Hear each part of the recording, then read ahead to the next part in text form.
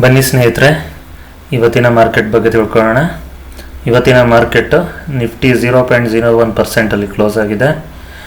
Nifty bank 0.22% close ಆಗಿದೆ. Nifty mid cap 1% close ಆಗಿದೆ. Nifty small cap 189 ಪಾಯಿಂಟ್ಸಲ್ಲಿ close ಆಗಿದೆ, ಅಂದರೆ ಅದು ಕೂಡ 1% ಕ್ಲೋಸ್ ಆಗಿದೆ. ಅಡ್ವಾನ್ಸ್ ಡಿಕ್ಲೈನ್ ನೋಡೋದಾದರೆ 1338 ಅಡ್ವಾನ್ಸ್ ಕಡೆ ಇದ್ದರೆ ಡಿಕ್ಲೈನಲ್ಲಿ 881 ಸ್ಟಾಕ್ಸ್ ಡಿಕ್ಲೈನಲ್ಲಿ ಕ್ಲೋಸ್ ಆಗಿದೆ. ಸೆಕ್ಟೋರಿಯಲ್ ಪರ್ಫಾರ್ಮೆನ್ಸ್ ನೋಡೋದಾದರೆ PSU sectoral performance 2.25% PSU bank positive ನೋಟಲ್ಲಿ ಕ್ಲೋಸ್ ಆಗಿದೆ. ನಿಫ್ಟಿ ಮೀಡಿಯಾ 1.80 ಪಾಸಿಟಿವ್ ನೋಟಲ್ಲಿ ಕ್ಲೋಸ್ ಆಗಿದೆ. Nifty realty 1.43.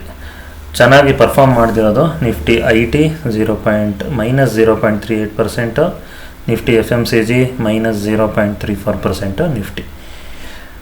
ಇವತ್ತು 29th. FII net cell rupees ನೀವು ನೋಡಿದ್ರೆ 2474 crores FIIs ಸೆಲ್ ಮಾಡಿದ್ದಾರೆ. DIIs 5665 crores ಬೈ ಮಾಡಿದ್ದಾರೆ.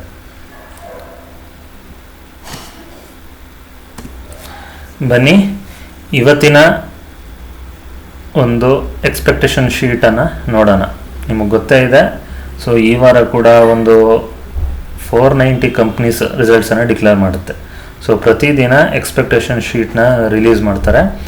ಎಕ್ಸ್ಪೆಕ್ಟೇಷನ್ ಶೀಟ್ ಅಂದರೆ ಏನೂ ಇಲ್ಲ, ದೊಡ್ಡ ದೊಡ್ಡ ಬ್ರೋಕರೇಜ್ ಕಂಪ್ನಿಗಳು, ದೊಡ್ಡ ದೊಡ್ಡ ಇನ್ವೆಸ್ಟರ್ಸು ಒಂದು ಸ್ಟಾಕು ಇಷ್ಟರ ಮಟ್ಟಿಗೆ ಹೋಗಿ ತಲುಪಬಹುದು, ಇಷ್ಟು ಪ್ರಾಫಿಟ್ನ ಡಿಕ್ಲೇರ್ ಮಾಡ್ಬೋದು, ಇಷ್ಟು ಸೇಲ್ಸ್ ಆಗ್ಬೋದು ಅನ್ನೋದನ್ನು ಒಂದು ಎಕ್ಸ್ಪೆಕ್ಟೇಷನ್ಸ್ನ ಇಟ್ಕೊತಾರೆ. ಅದರದ್ದು ಶೀಟು ಇಲ್ಲಿದೆ. ಬನ್ನಿ ನೋಡೋಣ. ಮೊದಲನೇ ಕಂಪ್ನಿ ಬಂದು ಅದಾನಿ ವಿಲ್ಮಾರ್. ರೆವೆನ್ಯೂ ಅಂದರೆ ಸೇಲ್ಸ್ 14,332 crores ಸೇಲ್ ಆಗಬೇಕು ಅಂತ ಎಕ್ಸ್ಪೆಕ್ಟೇಷನ್ಸ್ ಇದೆ. ನೆಟ್ ಪ್ರಾಫಿಟ್ಟು 170 crores ಸೇಲ್ ಆಗಬೇಕು ಅಂತ ಎಕ್ಸ್ಪೆಕ್ಟೇಷನ್ಸ್ ಇದೆ. ಬನ್ನಿ ಈ ಎಕ್ಸ್ಪೆಕ್ಟೇಷನ್ ಮೀಟ್ ಆಗಿದೆಯೋ ಇಲ್ವೋ ಅಂತ ನೋಡೋಣ.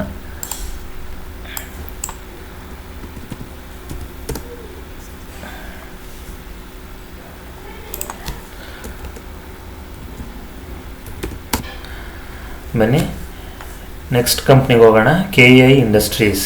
KEI ಇಂಡಸ್ಟ್ರೀಸಲ್ಲಿ ಸೇಲ್ಸ್ ಬಂದು 2110 crores ಸೇಲ್ ಆಗಬೇಕು ಅಂತ ಎಕ್ಸ್ಪೆಕ್ಟೇಷನ್ಸ್ ಇದೆ. ಪ್ರಾಫಿಟ್ ಬಂದು 150 crores ಪ್ರಾಫಿಟ್ ಆಗಬೇಕು ಅಂತ ಎಕ್ಸ್ಪೆಕ್ಟೇಷನ್ ಇದೆ.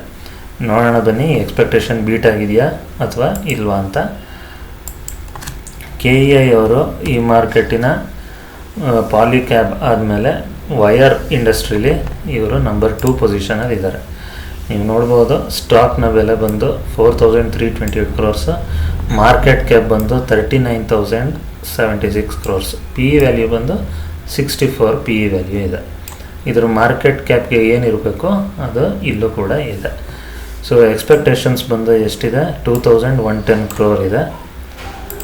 ಸೇಲ್ಸ್ ಬಂದು 2060 crores ಸೇಲ್ಸ್ ಆಗಿದೆ. ನೆಟ್ ಪ್ರಾಫಿಟ್ ಬಂದು 150 crore ಆಗಿದೆ. ಎಕ್ಸ್ಪೆಕ್ಟೇಷನ್ ಕೂಡ 150.7 ಇದೆ. ಇದ್ರ ನಂಬರ್ಸು ಇನ್ಲೈನ್ ಇದೆ, ಇದು ಮಿಸ್ಸು ಆಗಿಲ್ಲ, ಜಾಸ್ತಿನೂ ಆಗಿಲ್ಲ.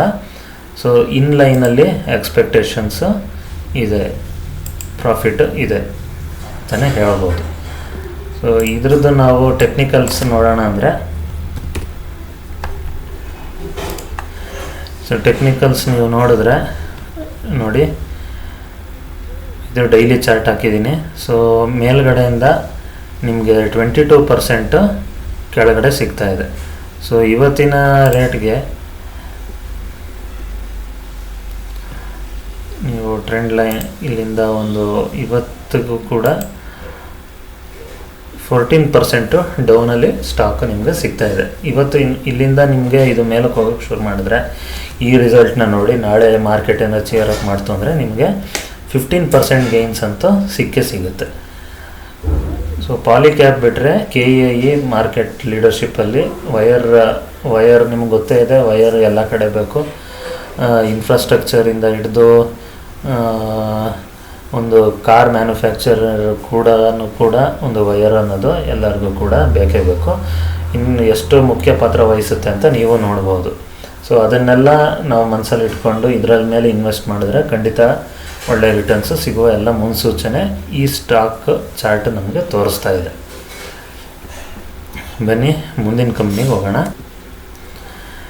ನೆಕ್ಸ್ಟ್ ಕಂಪ್ನಿ ಬಂದು ಡೇಟಾ ಪ್ಯಾಟರ್ನ್ಸ್. ಡೇಟಾ ಪ್ಯಾಟರ್ನ್ಸಲ್ಲಿ ಸೇಲ್ಸ್ ಎಕ್ಸ್ಪೆಕ್ಟೇಷನ್ನು 108 crores, 107.9 ಇದೆ, 108 crores ಅಂದ್ಕೊಳ್ಳಿ. ಸೊ ಸೇಲ್ಸಲ್ಲಿ ಬಂದು ಏನೂ ಎಕ್ಸ್ಪೆಕ್ಟೇಷನ್ಸ್ ಇಲ್ಲ.